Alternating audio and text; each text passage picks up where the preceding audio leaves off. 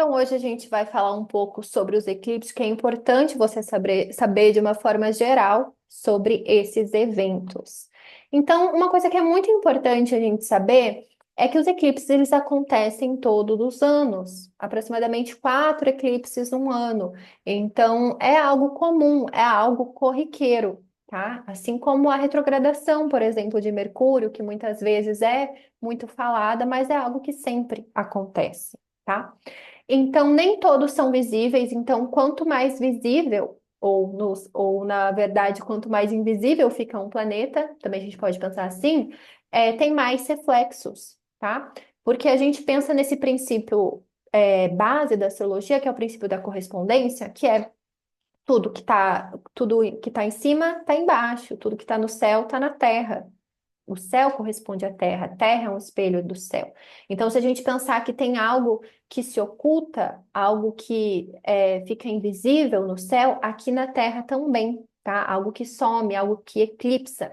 Então, até pensei aqui, até trouxe a gente pensar na etimologia do que é eclipse, do que a gente pode pensar até num verbo eclipsar, tá? E é abandonar, é deixar, sair de um lugar, é deixar de aparecer, esquecer um lugar, tá? Então é um momento ali de ocultação, de invisibilidade, tá? Então a gente pensar a partir desses significados, é um momento que algo está sumindo, algo que está desaparecendo. Que mais que é importante a gente saber? Então os eclipses eles acabam sendo mais estudados na astrologia mundana, que é um dos ramos da astrologia. Então a astrologia mundana, também chamada de astrologia mundial, é um estudo para o coletivo e é feita muitas vezes com base na capital do país. Então, cada país pode abrir o seu mapa, muitas vezes o ascendente fica diferente para cada um dos países, e a partir de estudos, principalmente é importante estudar muito o contexto do país, a história do país. Então, às vezes, utilizam-se o mapa da independência, por exemplo. Que mais? Às vezes é importante, então, esses estudos assim muito específicos sobre a história, a cultura, o contexto do país, para poder fazer análises de previsão. Assim como é também quando a gente vai estudar um mapa natal, um mapa de nascimento de alguém. É importante a gente ter um mínimo de contexto para que a gente possa fazer previsões mais assertivas, tá? Então, pensando num país, é importante assim ter um estudo muito social, antropológico e tudo mais, assim, sabe? Para conseguir fazer previsões mais assertivas mesmo, tá? Então, eles são mais estudados, mais relevantes nesse ramo. Então, tem astrólogos que são especialistas nesse estudo, tá? Então, muitas vezes pode falar sobre questões climáticas também. Mencionei isso que é importante o contexto, a história, né, o entendimento do país, do governo para fazer essas previsões. E quais são os simbolismos que a gente pode pensar, né? Os reflexos que a gente pode pensar nos eclipses. Eu gosto muito de pensar numa definição do Chris, do Astrology Podcast, que ele fala que ele sempre vê os eclipses como grandes começos ou grandes fins, tá? Então, eles são catalisadores de mudanças, eles aceleram a nossa consciência, já que tem um apagamento, um ocultamento, né? Um desaparecimento de um dos luminares. Então, o Sol e a Lua são os nossos luminares, tá? Eles sempre estão ali. Então, quando um se apaga, e até a gente pensar que o Sol e a Lua, cada um, ele rege um dos nossos olhos, tá? Então a gente pode pensar que, imagina, um olho apagou, e daí a visão do outro, ela fica muito mais intensa, tá? Então, a falta de um pode evidenciar a consciência do outro. Então, pode trazer instabilidade, imprevisibilidade. Então, por exemplo, o sol, né? Pensa que às vezes parou, ficou tudo escuro na sua casa, entende? A lua apagou. Às vezes você está perdendo a consciência, entende? A gente pensando assim em simbolismos. Por isso que muitas vezes não é indicado para ser um momento de ritual. Por quê? Porque primeiro não é um momento assim de manifestação, é um momento de que algumas coisas estão ocultas, não são vistas. Segundo, que falta visibilidade, então tem um certo caos no momento. Então, pensa, é você querendo fazer uma magia, não tem luz na sua casa, apagou a luz na cidade, e você está quase desmaiando. Será que é o melhor momento? Né?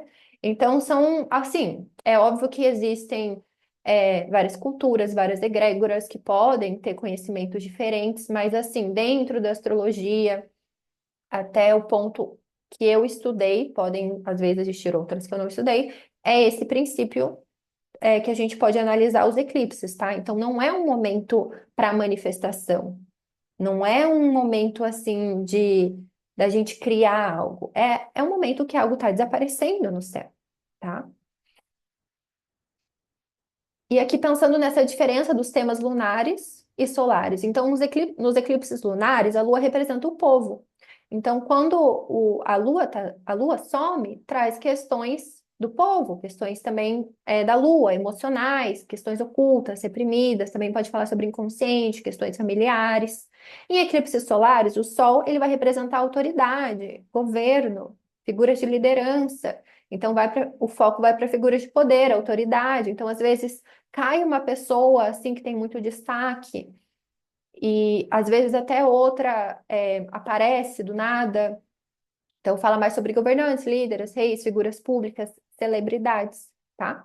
Então a gente saber se o eclipse é lunar ou solar, a gente também consegue fazer previsão. Que mais? Então, pensando nos reflexos, na astrologia mundana, você estuda o reflexo do eclipse a partir da visibilidade dele. Então, tem áreas, por exemplo, muitas vezes tem eclipses que eles não são visíveis no Brasil. Então, a partir dessa teoria, eles não trazem reflexo para a nossa região, tá? É óbvio que se a gente pensar que está todo mundo, né, interconectado, tem uma certa troca ali, mas diretamente não, tá? Então não acaba não tendo esse reflexo para todos, e tem alguns eclipses que a invisibilidade ela é muito pouquinha, então não acaba não tendo muitos reflexos, tá? E tem toda uma contagem também para saber o quanto tempo de eclipse, quantos meses ele fica ativo, tá? Então, como eu falei, é um assunto bem aprofundado aqui, eu trouxe bem essa base para a gente só se localizar e entender. E como que você pode olhar assim que é importante para saber se é importante, se é relevante para você? De qualquer forma, mesmo que você não tenha planeta nesse signo que vai acontecer o eclipse, você pode olhar a casa. Então, às vezes, pensar já em processos ali de aonde vai ter o eclipse, às vezes pensar já que tá, às vezes já está acontecendo um fechamento, como eu disse, é um aceleramento de consciência. É algo que às vezes já estava para finalizar, tá? Mas a gente pode observar quem tem Sol, Lua e Ascendente, nos graus do signo eclipsado, quem também tem a casa 4, 7, 10, às vezes também pode ser olhado, né? As casas angulares.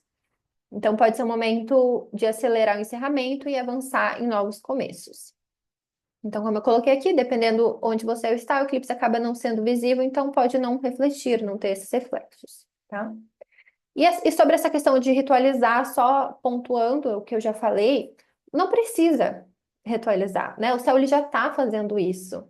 Então já é esse apagar ali das luzes para que a gente aprenda a lidar com essa escuridão, até com esse não saber, com essa falta de controle. Então, às vezes, a semana que antecede o eclipse, a gente pode se sentir mais cansada, né? Principalmente quando é um lunar, mais cansada. Às vezes, se pega pontos importantes no nosso mapa, como o Sol, a Lua e o Ascendente. Então, é exigir menos de si mesmo, é buscar o que traz essa vitalidade, né? E se abrir mesmo para esse não controle, tá? Então, já coloquei esses simbolismos, né, de grandes finalizações, grandes começos. Então, falta luz, pode faltar essa visão, faltar essa visibilidade. Então, cuidar com essas atitudes impulsivas, com essas tomadas de decisão, assim, muito impulsivas nesse momento, tá? Então, como eu já comentei aqui, reforçando mais uma vez, a gente acaba não enxergando direito, né? A gente deixa de ter uma das nossas luzes, uma das nossas consciências, tá? Então, para cada um dos eclipses, ele vai ser diferente, dependendo da visibilidade, dependendo se é lunar ou solar, dependendo se é visível, né, para onde você está, no caso aqui no Brasil.